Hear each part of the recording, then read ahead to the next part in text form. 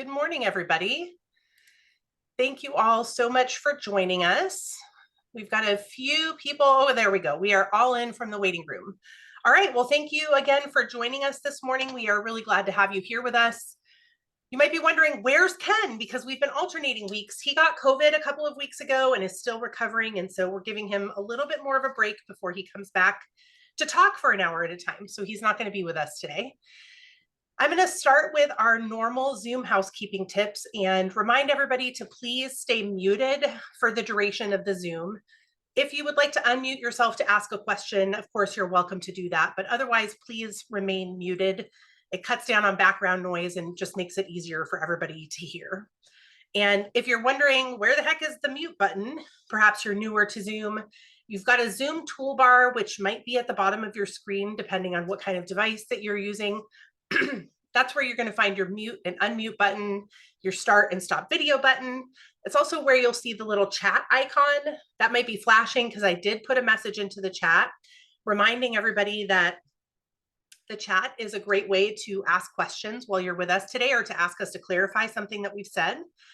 However, if we don't get to your question in the chat, please email it to info@condolaw.net by 4 p.m. on Monday so that we can include it in our list of questions for next week. And in particular today, Chelsea is not with us because she's also not feeling well. Chelsea will often track the questions and include anything that we missed this week in the document for next week, but she's not with us here today. It's just Katie and I. So if you put a question in the chat and we miss it this week, please email it to info@condolaw.net so we can cover it next week. The message I put into the chat also directs you to our YouTube channel where you can see all of our previous Zoom Q&A videos, and you can search within our YouTube channel by topic if you're looking for information on a particular thing. Often when we get questions that are, covering topics that we've discussed many times before, especially recently, we will shorten our answer and refer you to a recent video on the YouTube channel so you can get a more in-depth answer. So the link that's in the chat is where you find that YouTube channel. As we remind you guys every week, we are not here to give legal advice. So a lot of the questions that we get are very specific to communities or to specific documents within your communities. And sometimes they're so specific that we can't answer them at all. Other times we will try to at least cover the topic generally in a way that we think is widely helpful and useful to people. But please do just keep that in mind. We're not here to give legal advice. We're just here to discuss general legal information. I think I already covered that the chat is how you ask questions today. Don't get in arguments in the chat. Don't use it like the CAI message boards. I think I don't need to go any further in depth on that topic than that. And as far as our announcements, one is that the legislative session is almost over. In fact, tomorrow is the last day of the legislative session. So you're going to want to watch upcoming issues of WSCAI's journal for a legislative recap for this session. And we'll also talk in future Zooms about bills that passed or didn't pass or what changes might be coming down the pike. I can tell you that at least at this point, the WUCIOA for All bill is still alive. It was passed out of the Senate, went to the House. The House passed it with some amendments that the Senate does not like and has not accepted, at least as far as when I checked last night. So I'm not sure exactly what's going to end up happening with that. The Senate, I think, has punted it back to the House and asked them to pass it without the amendments that the House requested. And we'll have a final update next week.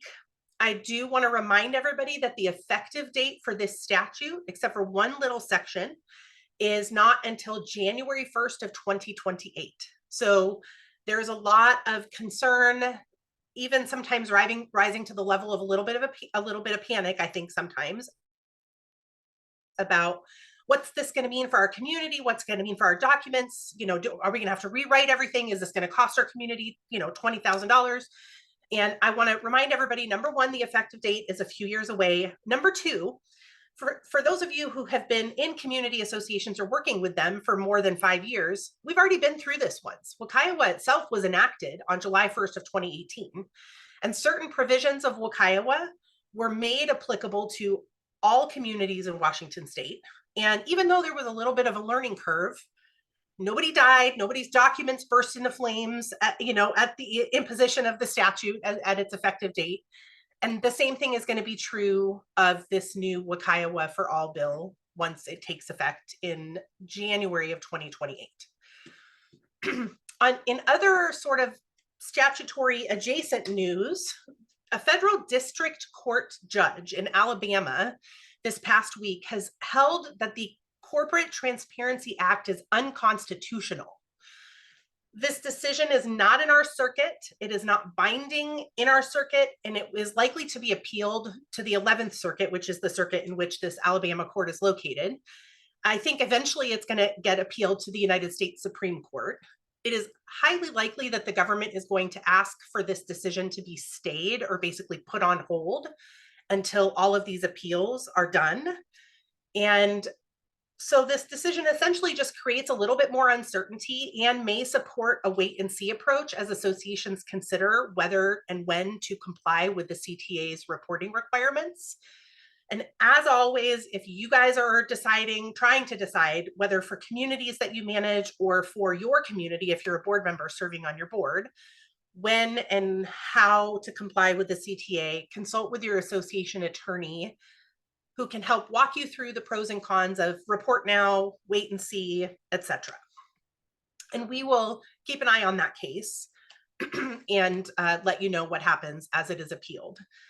Somebody just asked for a link for information regarding the Corporate Transparency Act. Rather than putting a link in the chat, what I'm going to tell you to do is go to our YouTube channel, which we linked earlier in the chat, and look at our last 6 to 8 videos, and at least 2 or 3 of them we covered at least briefly the Corporate Transparency Act.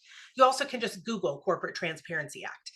And what I'll say in brief is that it's a federal statute that has had unintended consequences because the target of the CTA is not HOAs and condo associations. However, the way the statute is written, condo associations and HOAs, with very few exceptions, are sort of swept into this reporting requirement. And so it's kind of caused a little bit of a panic within our community about what do I have to comply? What do we have to do? When do we have to report, etc. Another good resource if you want to look at more information on the Corporate Transparency Act is if you go to the CAI national website, which is caionline.org, and just search their website for the CTA or Corporate Transparency Act. There's a fair amount of information on their website as well. Our last announcement is the WSCAI, Washington State Community Associations Institute Annual Conference is coming up. It is the weekend of April 19th, and it is going to take place at the Sheraton Grand Seattle. We have a number of attorneys in the firm that are participating in presentations during the educational components of the conference. It's essentially replacing what used to be Law Day and what used to be Managers Only Day, and those have been combined into one conference that goes from Friday night until Sunday morning, I think. So I just put a link into the chat for that event, and we encourage everybody to look at that and consider attending if you aren't already planning to do so. Katie, unless you have any comments to add about the announcements, I'm going to jump into the questions. Nope, let's go. Let's do it. Okay. All right, first question. We have our declaration, which is dated 1990, and I am concerned that the restrictive dollar amounts are outdated due to the cost of living increases. How do we correct this long-term? A general amendment, or is there another way?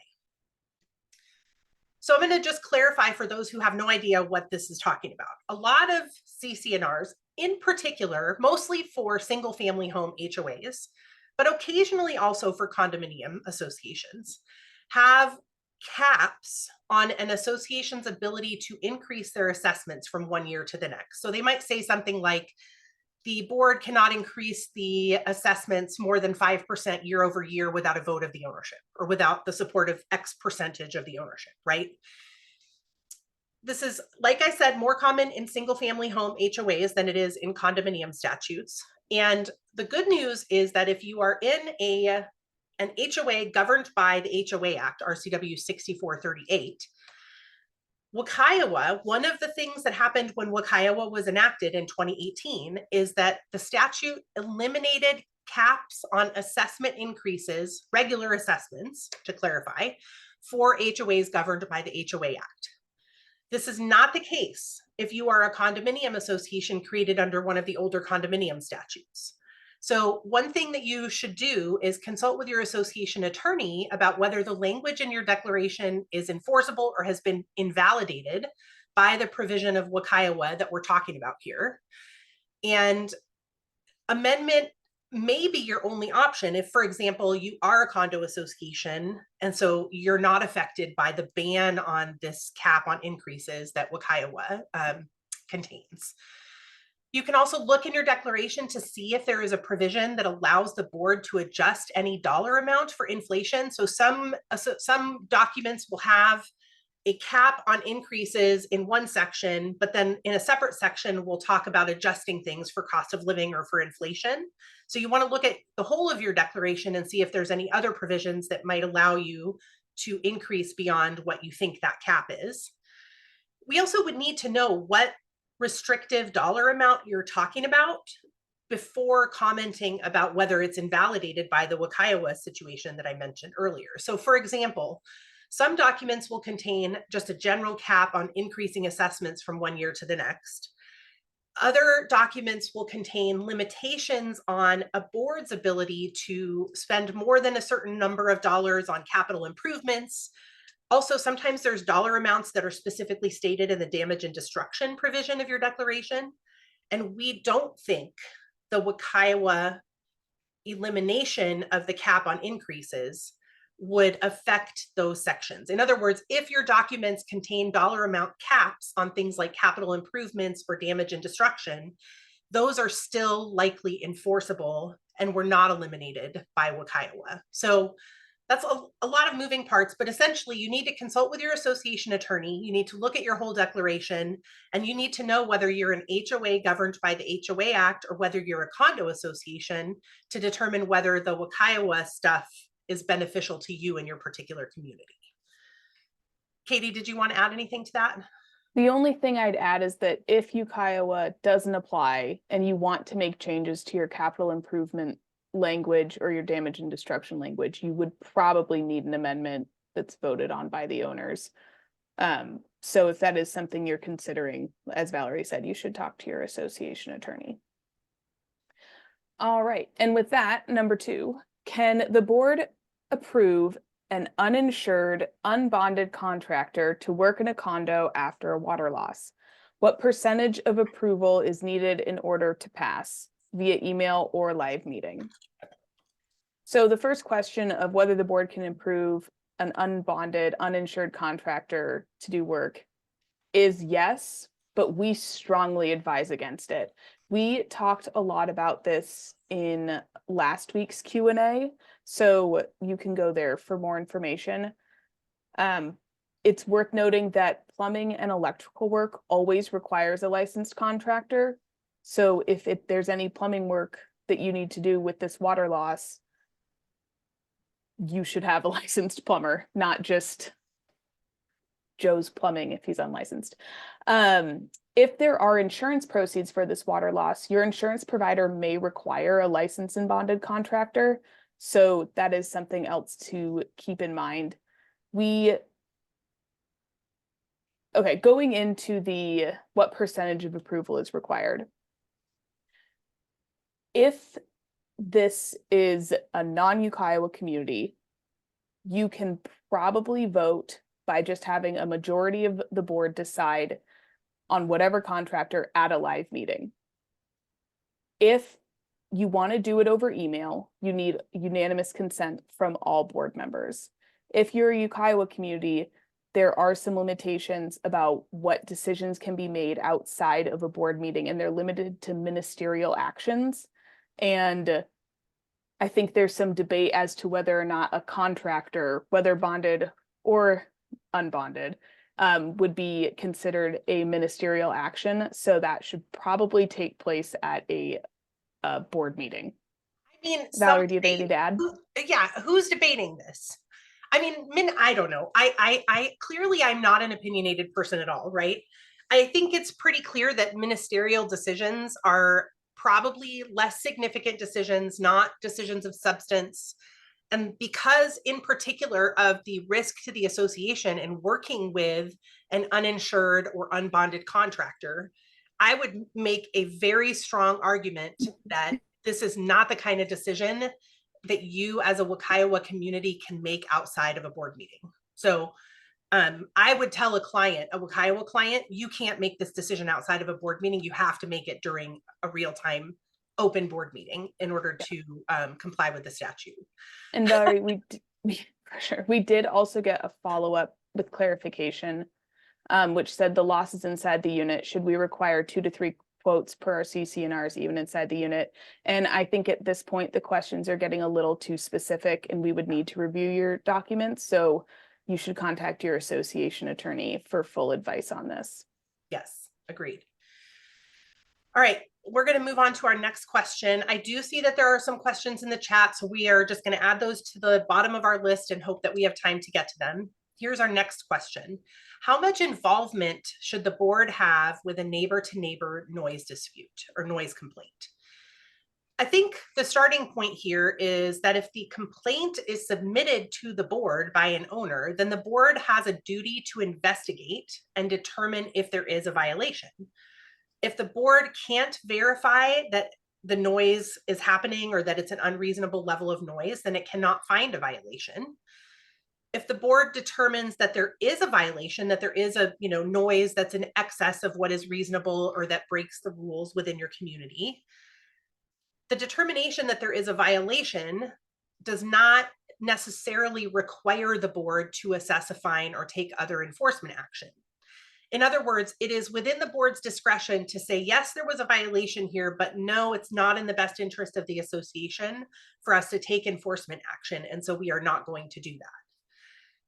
I think it's also worth reminding everybody that for the most part, owners can independently enforce the provisions of the governing documents against one another. And depending on what the noise is, what level of noise it is, how frequent the problem is, owners can sometimes even call the police depending on what exactly is happening. And the only other comment that I'll offer is that there are times when, even if the board cannot verify that there's actually a violation, the board may be able to help negotiate a solution between the two owners, right? Just by stepping in, sort of facilitating some of that conversation, maybe making some suggestions about, running on the treadmill during reasonable daytime hours, or putting down an area rug if you have hard surface flooring and that's part of the, the problem with the noise complaint. So I think it's worth reminding everybody that the board has a duty to investigate, can determine whether a violation has occurred, has the authority to determine what to do about that violation if it has occurred, but can also take a more, mediation related role between the owners to try to negotiate a solution that does not require more aggressive enforcement action. Katie, did you want to add anything to that? The only thing I'd add is that sometimes one complaining owner is not enough. So the board still needs to investigate whatever the noise is. If the board can't verify the noise, then it can't find a violation. But sometimes, and this is when negotiating a solution can be helpful, sometimes you just have two people who really don't get along and they happen to be neighbors and they start nitpicking at every little thing. And it may be that without a board investigation, that there's not actually a reasonable complaint for the board to take enforcement action. All right. Next one. In Washington, can the board legally require that board members sign a code of conduct? An Arizona law firm website says the board cannot require directors to sign a code of conduct unless the governing documents require a code of conduct to be signed. So in Washington, also the same as Arizona, unless it's in the governing documents, the board cannot require board members to sign a code of conduct.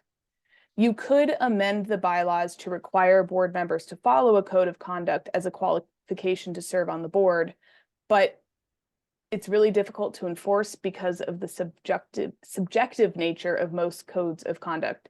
Basically, pretty much everyone who serves on the board thinks they're acting in the best interest of the association. And so how do you say that someone is not, just because they're not doing what you would want them to do? The owners are the ones who get to determine if a board member is qualified and what those qualifications are. And that can either be done by imposing qualifications in the bylaws to run. And if the board or the owners think that a board member is no longer qualified, then they can always recall that board member. You could adopt a board member code of conduct and ask members to sign, but as I said, they're hard to enforce. So if you want to, go for it, but that's about it. Valerie, anything to add? No, I think you covered it. Nothing to add. All right, moving on to our next question. We have a board election coming up. We have 4 openings with 1 person on the ballot. So there will need to be nominations from the floor. We may have quorum based on in-person and proxies, but what if we don't even have 50% of the owners present to elect those nominations from the floor? I'm going to start by saying a couple of things. Number one, this is a very specific question, and some of the answers are really dependent on your particular governing documents. So we cannot give you an answer for your community here, and you should consider discussing this question with your association attorney well in advance of the election so you understand what your options and limitations are. The other thing that I wanted to start by saying is that Katie and me and Ken also, we all look at these questions and we all kind of give comments as we're prepping for the Q&A. And we all had a slightly different take on what exactly was being asked here. So you're welcome to put some clarification into the chat, but I think the most useful way that we can answer this question without giving legal advice, because we can't do that here anyways, is to approach this from a more general perspective that will hopefully be broadly helpful. I think as a starting point, I want to say that either you will have quorum at the election, the meeting with the election, or you don't have quorum. If you have a quorum, then you can hold an election. If you don't have quorum, then you can't hold an election. Okay, so that's the starting point. Once you achieve quorum, an election can happen based on a majority of the votes that are cast, even if the number of votes that is cast is less than the quorum requirement. So let's say your quorum requirement is 50% of your community has to be present in person or by proxy or via absentee ballot or whatever in order to achieve quorum. And you've got 50% of the ownership there. But then when the time comes to vote on these election sections or seats, only half of the people that are there cast a vote. The other half are like, I'm not going to vote. I don't know enough about these people. I'm not interested. I don't care, whatever the thing is. That's still a valid election because you achieved quorum, and you don't have to have every single person present who participated in the calculation of that quorum vote in order for the election to be valid.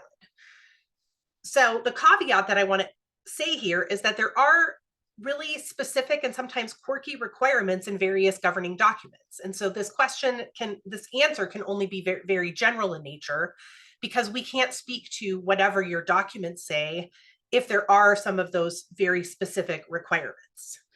So generally, as a general rule, in order to do any association business, you have to achieve quorum at the meeting. And once you have achieved quorum, then you can hold an election, and the results of that election are valid if a majority of the votes cast elect someone, either somebody who was on the ballot ahead of time or somebody who was nominated from the floor.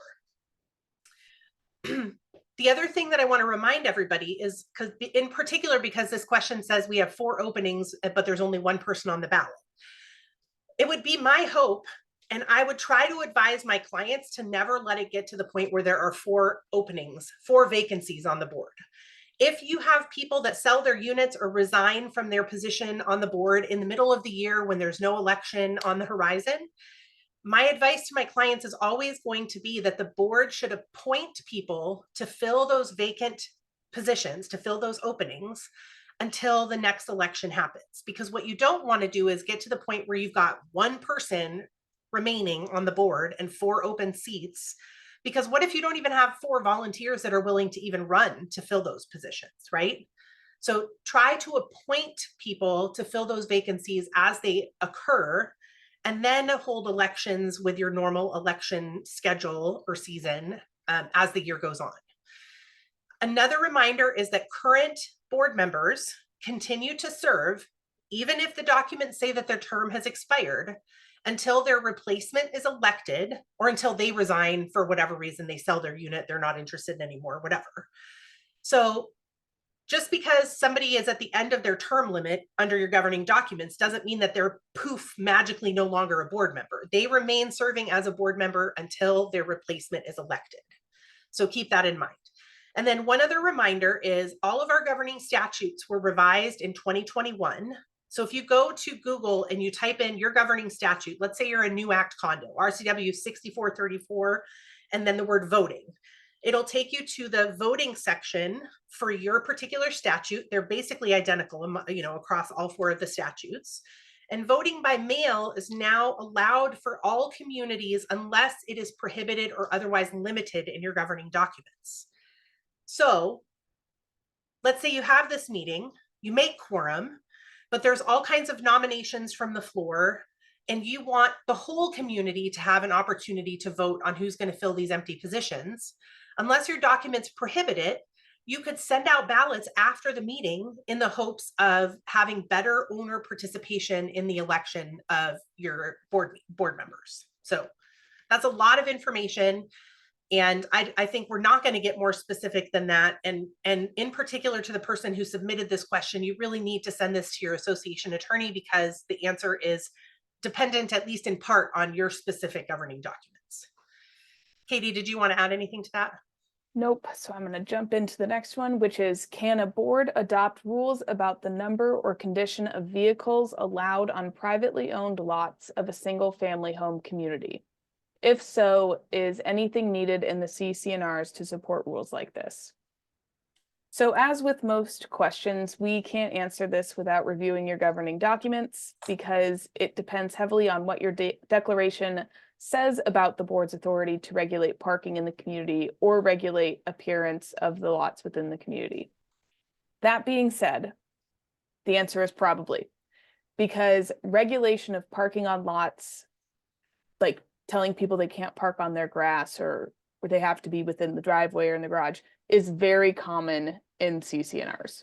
So you should look at your documents, specifically the parking sections, to determine what authority the association has to regulate the use and conduct on lots. You can also contact your association attorney to see if you can adopt these rules. They can usually tell you pretty quick. But again, these are pretty common provisions, and you can usually adopt rules that require vehicles to be parked in garages, no street parking, etc. And that ties in actually to the next question, which is, what are the pros and cons of an HOA requiring that all vehicles on privately owned lots have current registration in a single family home community? So that is an example of a rule that you can adopt to regulate cars. We generally recommend that our clients don't take on the additional burden of enforcing valid registration tabs if the car is operational. So the con would be it's more work for the association. Our position is kind of, if the car can move and it's drivable, why do you care? The police will pull the person over for their tabs, let them kind of take on that burden. The pro is that it can help keep inoperable vehicles off the property and avoid junkyards. Valerie, do you have anything to add to either of those 2 questions? Yeah, I mean, I think you can avoid the junkyard situation by enforcing rules that have nothing to do with the registration, with whether a vehicle is legally registered. So I just think the administrative burden that particular approach would add is not worth the perceived benefit, because you can achieve that benefit in other ways. Agreed. All right. The next one I think is also mine. So a community declaration states that the association is responsible for the maintenance of all landscaped areas within the public right-of-way adjacent to lots. However, the town code states that streets and other landscaping shall be maintained and irrigated by the adjacent property owner. Do HOA declarations trump town codes? So this is kind of 2 different questions. In general, declarations do not trump town codes if there is a conflict. But that doesn't mean that there's a conflict if the declaration says that, for example, the association's responsible for landscaping and the city code says that the adjacent lot owner is responsible for landscaping. That's not necessarily a conflict, because the association can set rights and obligations through their CC&Rs of how they will respond that is different than what the municipal code says.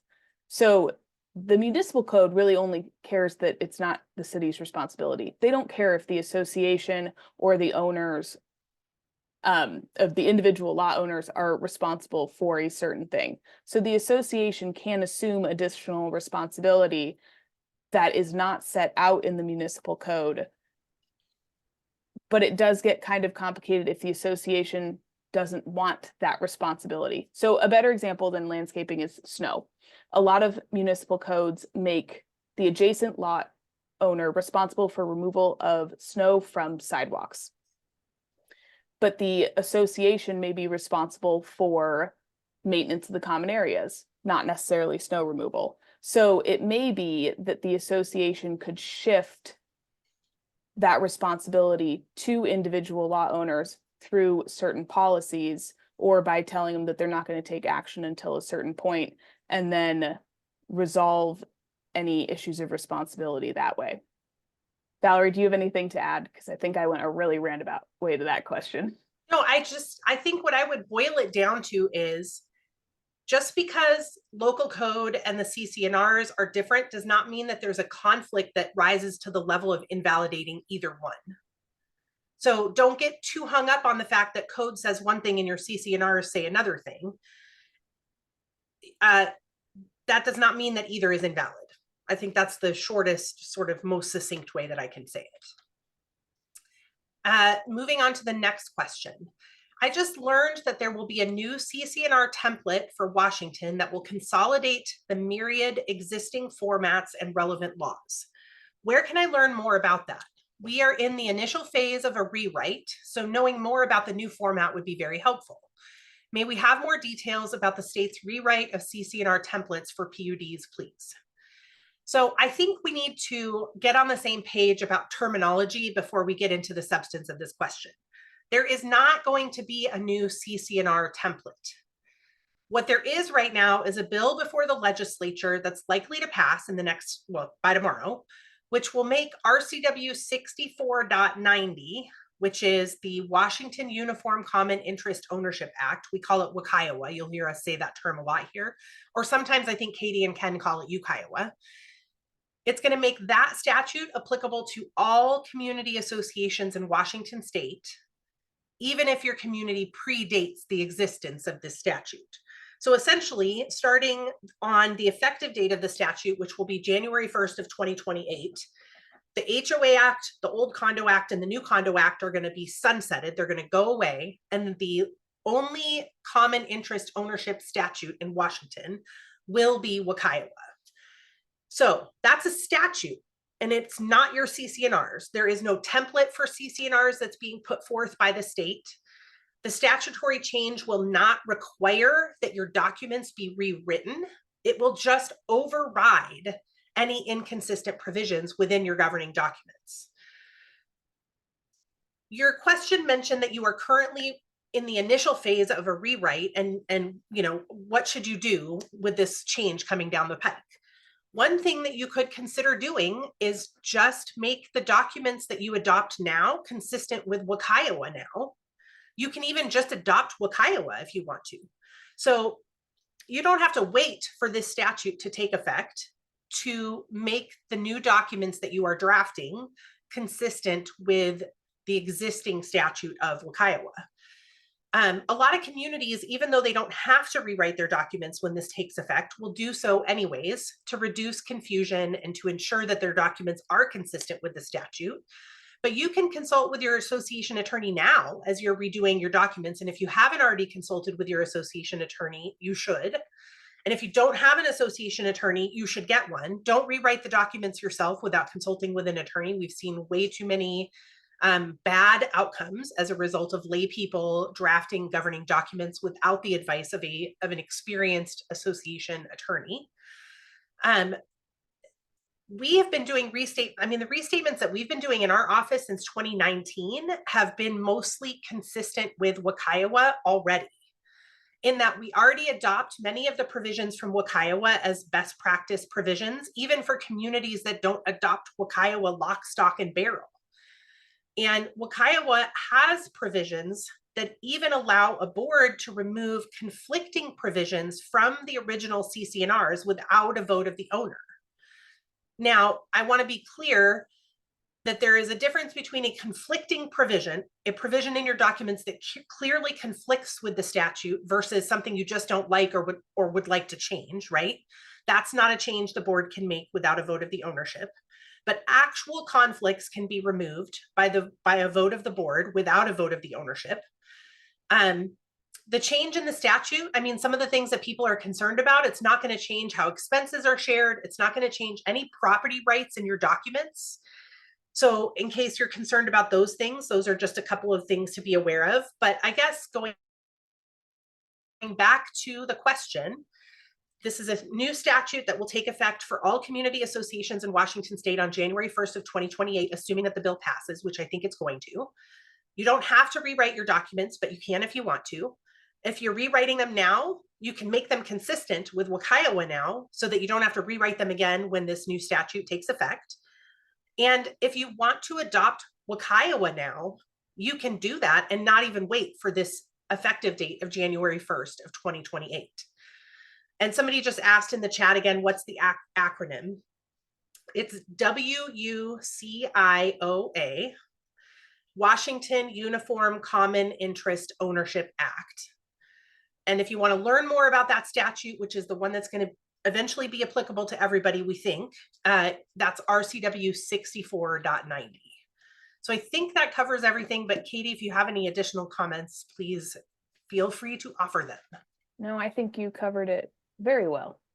For those of you who don't know, Valerie sits on the Legislative Action Committee, so she is very aware of all of this. Okay, next question. Vote by acclamation. A yes/no vote for a candidate. Can the candidate get proxies and vote for themselves with the proxies they got? Short answer is yes. If people fill out a valid proxy for someone to vote for them, it doesn't matter who they are, if they're running for election or not, that person can cast the votes however they want, unless limited by the proxy. So if it's a directed proxy, obviously that's different. So that's a short answer to the question. We did think it was appropriate to talk a little bit more about proxies with this question. So any proxies submitted must be consistent with the statutory requirements for proxies. So if the proxies are valid, as I mentioned, they can be exercised by whoever the owner chooses. And every statute was revised in 2021 to clarify proxy voting and kind of what those requirements are. So I'm pretty sure the language is mirrored in all statutes. So if you want to look at some sample language, RCW 64.90.455 subsection 5, and it's mirrored in everyone. Some additional information: if an owner executes another proxy after the first one, the second one, meaning the more recent in time, controls or trumps the first one. If an owner shows up to vote at the meeting, they get to vote, and that voids the proxy. You can't say, oh, you don't get to vote because you submitted the proxy. An owner can also issue a written revocation. That is not required if they show up at the meeting. They don't need to also do a revocation. The association does not need to provide and prepare proxies for them to be valid. An owner can submit their own proxy form that they've created, and as long as it complies with the statutory requirements, which are honestly not that burdensome. Basically, it has to say who the owner is. It can't be revocable without notice. It has to be dated, and it has to say who the owner is, basically, and like what their unit number is. Like, it doesn't even need to technically be like a wet signature. someone could submit a proxy via email as long as all of those requirements are met. And unless the proxy says otherwise, it terminates 11 months after it is issued. And as I mentioned earlier, there are different types of proxies, directed and undirected. So make sure that you know which one the owner has executed when the votes are cast. Valerie, do you have anything to add to that? The only thing I will add is I just copied and pasted the text of this particular subsection of the statute into the chat, just in case it's helpful to people to see what the language of the statute looks like. Moving on to our next question. If voting for an audit was not added to the original annual meeting ballot, is it permissible to send an additional ballot to owners after the annual meeting with just voting on the audit without conducting a meeting? So for additional background, my assumption is that the question has to do with voting to waive the annual audit requirement. All community associations in Washington state are required to have an annual audit, and all of the statutes require communities, the association as a whole, not just the board, to vote every year if they want to waive that audit requirement or not get an audit. And as long as your governing documents do not prohibit or otherwise limit voting by mail, you can vote by mail on whether to waive the audit. As we mentioned earlier today, the voting sections of all of the governing statutes for common interest communities in Washington state were revised in 2021 to provide for things like voting by mail unless restricted or prohibited by your governing documents. So now, since 2021, you can vote by mail due to those statutory changes. I think it's important to keep in mind that the quorum for a vote to waive the audit may be different than for other association business. And the percentage of votes required to waive the audit is also often different, generally higher than for other association business. So the vote might require 60% or even 67% of the votes cast agree to waive the audit in order for that measure to pass. So where other types of votes can sometimes only require a majority of the votes cast, the statutes require either 60% or 67% of the votes cast.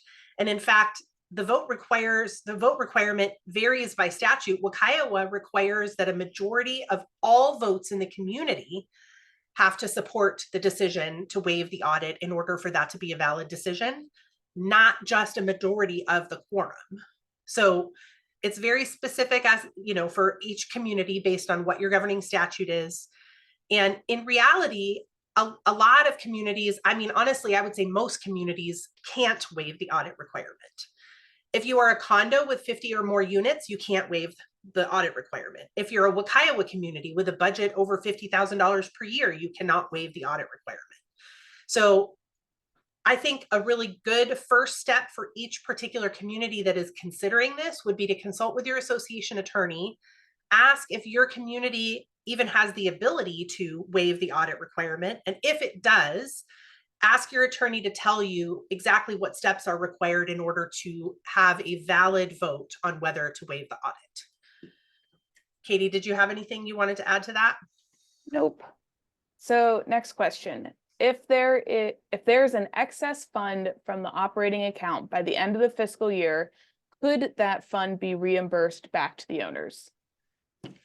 The answer is yes, but you don't need to, unless your governing documents specifically require you to. Some governing documents do specifically require reconciliation of an actual budget and a refund or special assessment to correct any imbalance. It's a pretty unique requirement, and we don't see it in a lot of our documents, but you should be aware that it might be there. If you don't have that requirement, the association is not required to return excess funds from the operating account. You can put the excess funds in your reserves or keep them in the operating account for a rainy day. Basically, there's no penalty for having too much money, which is probably not a problem that a lot of associations have, but most associations don't refund the excess and they opt to keep the money, and sometimes they can use it to offset next year's budget. And that is about it. Valerie, anything to add? Nothing to add. I think you covered it. Here is our next question. We are a small 15-unit condo with owners having given permission to use email rather than mail for communication. Is it okay for us to use texts for short and emergency communications from the board to the owners? I mean, the lawyer answer here is maybe, right? I think as a starting point, if somebody is objecting to this form of communication or asks you to stop texting them, then you should not be texting them. I think also there is a difference between emergency communications and between regular communications, regardless of whether they're short or long or somewhere in between. If this is a scenario in which the association is required to give notice to an owner, the association has to comply with the statutory requirements regarding notice. The only exception to that general rule, and I'm going to say exception in quotations, right? Because it doesn't even say anywhere that there's an exception necessarily, is if there is a true emergency. And I will offer that most of the things our clients think are emergencies are not actually emergencies, right? So an emergency is not for the board's convenience or because you didn't do something early enough and you left a decision for too long or what. I mean, emergency is like there's a fire happening, there's a flood happening, you are losing your insurance coverage tomorrow. Okay, those are the kinds of things that I might say we could make a strong argument for a client that those are emergencies. Aside from complying with the statute, the board needs to be able to demonstrate that it was acting reasonably and that it was trying to give owners actual notice of whatever the thing is that you were trying to notify them of. I think it's also instructive for us to look at what the statute says with respect to electronic notice. The statute says electronic notice shall be provided to, and here's the quote from the statute, the address, location, or system designated by the recipient. So if an owner has opted into receiving electronic notices and they've given you an email address to use, that is how you give them electronic notice. Just because I've opted into electronic notice at my email address does not mean that all of a sudden I've also opted into electronic notice at my text message address, okay? So sending a text in that scenario does not provide actual notice consistent with the statute.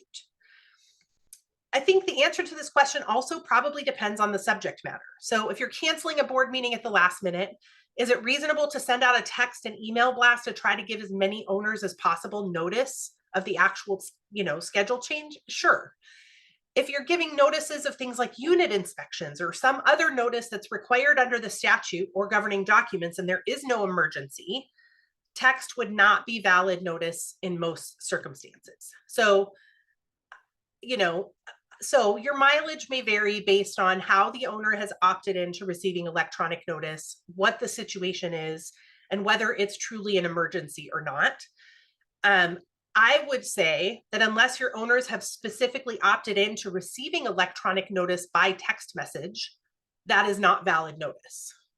So then I would reserve your use of that text situation for real sort of urgent situations like last minute cancellation of a meeting or something like that.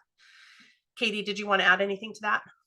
The only thing I'd add is for like entering a unit for an inspection, and as you were just mentioning, it may be reasonable to, in the official notice that you mail out or email if they've opted in, to say a courtesy reminder text will be sent like an hour before the repairman shows up or something like that. Now, again, that's not the notice that's required, but it is kind of a courtesy thing. And so, as Valerie was saying, emergency information, cancellation of meetings, or even confirmation or reminders may be reasonable unless someone says, stop texting me. All right, next one. If the declaration is silent, can the board create a rule to fine tenants for violations of the governing documents? This answer will depend on your community and your governing documents. So if you're a UCIOA community, 6490-405 subsection 5 does give the board more authority to find tenants in violation of the governing documents and levy fines against tenants. If you're not a UCIOA community and your declaration is silent, you probably cannot adopt a rule to fine tenants. This is because the association has no authority over tenants, only owners. And again, unless the declaration explicitly says that tenants are subject to the declaration and it must be a term of the lease provision, language like that. Generally, the association doesn't have a contractual relationship with the tenant, only the owner. It's the owner who has a contractual relationship with the tenant. And the owner is responsible for making sure that the tenants follow rules, and the owner is the one financially responsible for fines after notice and opportunity to be heard. Basically, if the owner or the tenant doesn't pay the fine, it's the owner you have to do a collections action against, not the tenant. That being said, if the tenant is the one violating the governing documents and you offer your notice and opportunity to be heard, and the tenant is the one who shows up at the hearing, you can listen to them and sit and for them to explain why the fine shouldn't be assessed. Again, it's really only if there's a non-payment that the action should be against the owner. Valerie, do you have anything to add? No, I think that you parsed it out perfectly. Here is our next question. Now that agendas are required for HOA board meetings, can an owner ask for the agenda in advance of the monthly meeting? How many days in advance is reasonable? Or are the board or managing agent under no obligation to provide in advance to a homeowner? I want to clarify here that the HOA Act does not require that an agenda be provided to owners before board meetings. WUCIOA does. WUCIOA provides, and I'm going to copy and paste the section of the statute into the chat here, just the citation, not the actual wording of the statute. WUCIOA provides that unless a board meeting is included in a schedule given to the owners, like at the beginning of the year, you say we're going to meet on the third Thursday of every month at 7 o'clock in the cabana. Unless you're in that scenario, or unless the meeting is called to deal with an emergency, and see above regarding how much people think is an emergency that actually isn't an emergency. You have to give 14 days notice of every board meeting, and the notice must include the agenda of the meeting. So if you have an open meeting requirement and you're not a WUCIOA community, you are only required to give notice of the meeting. You don't need to provide an agenda. You can if you want to. We think generally 14 days notice is reasonable, and that the reasonableness of that notice period is supported by the fact that it's in WUCIOA.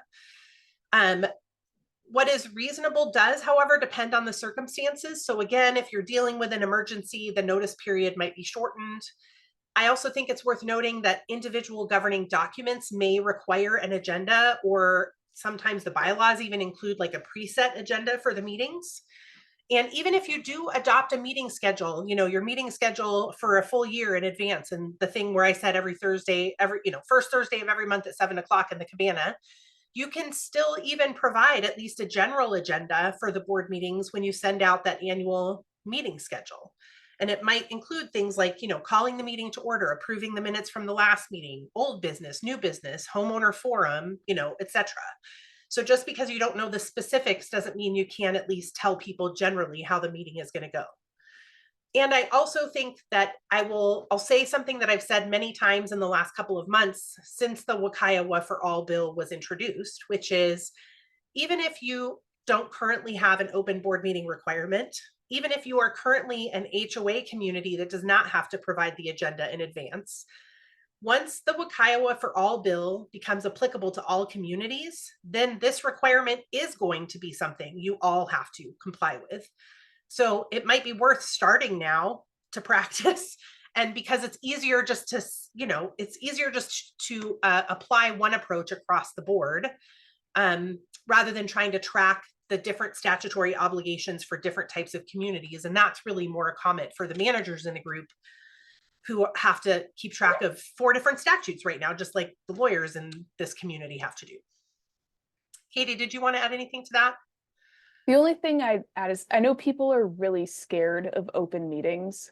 And we've talked about it before of like, we don't really understand why, but it might be a good idea to practice. It's important to remember that just because owners can attend one, doesn't mean they will, but two, doesn't mean they get to participate. So that's an important thing if you're to consider as you move forward with this new requirement. Is it's not that bad, or it may be for some communities, but for others, it's not going to be as impactful as I think you're thinking.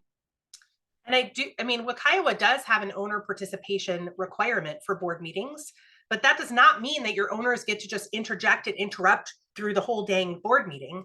You can adopt a board meeting agenda and schedule that says owners don't get to comment during the board discussion, voting portion, etc. What you have to give them is a meaningful opportunity to comment on association business, and that can be contained to a homeowner forum section of the board meeting. So one of the things that I think is a tool every association should have in its toolbox is the ability to run a tight ship as far as a meeting is concerned. Whoever your meeting chair is has to be somebody who is comfortable saying, sir or ma'am, or whoever the person is, this is not the time for you to comment. You'll have a chance during the homeowner forum if you signed in, when you got here for the board meeting. Having somebody that has the wherewithal to deal with sort of disruptive interruptions like that is really important to a smooth operation of a board meeting. All right, I'm going to keep going because we are running out of time here. If an association is in the process of updating their governing documents, should they wait until we find out if Senate Bill 5796 passes to complete the process and update to new language then? I think we've mostly already covered this today. So the recap is you don't have to wait. You could adopt WUCIOA now if you want to as part of the new governing documents, or you can just adopt governing documents now that are consistent with WUCIOA so that when the new statute takes effect, there will be essentially no change for your community. If you're really concerned, then you can wait until it passes. I think that's likely to be by tomorrow, even though the effective date won't be until January 1st, 2028. So I think our previous comments have covered this topic enough for me to stop there. Katie, is there anything to add? No? Okay. Last question I think that we might have time for today. Should the board allow a homeowner in an HOA to install a security camera that goes beyond their living space and into a large common area? The camera was placed on the side of the building, not at their front and back door. Owners using this common area were not notified of the camera placement. So we have talked about this subject a lot during these Q&As. So check the YouTube channel, do a search in the YouTube channel for security cameras, and you'll see more in-depth coverage on this. If this is a single family HOA and the owner has installed the security camera on their own property, and the camera is not pointed into a space in which other owners have a reasonable expectation of privacy, spoiler alert, there's no reasonable expectation of privacy in the common areas, then there is no issue, right? There's no reasonable expectation of privacy in the common areas. And owners don't need to be told that there is a camera pointed at the common areas. Everything that you do in common areas is on public display. And if you don't want it to be public, you shouldn't do it. If the camera is pointed, I don't know, into somebody's second floor bathroom window, that might be a little bit more of an issue, but that gets really specific and is beyond the scope of this Q&A. If the camera is installed on a common element, like let's say the association owns the exterior of the buildings in a townhouse community and the owner bolted it into the siding, the association has the authority to regulate that and can require that the camera be removed. But if it's installed on the owner's property, it's not in a common area, and it's not pointed at a space where there is a reasonable expectation of privacy, then it's probably a non-issue. We do have clients that adopt policies related to cameras and any video recordings that they create, but we typically would suggest that our clients not regulate what individual owners do with respect to the installation of and use of cameras on their own property. Katie, did you want to add anything to that? No, I think that covers it. All right. Well, listen, we just covered all the questions that were submitted in advance and we got to 0 questions from the chat. So I apologize that we were not able to work a little bit faster. If we didn't get to your question, please email it to info@condolaw.net and we will add it to our list for next week. And you all have a great week and we'll see you here next week. Bye, everybody.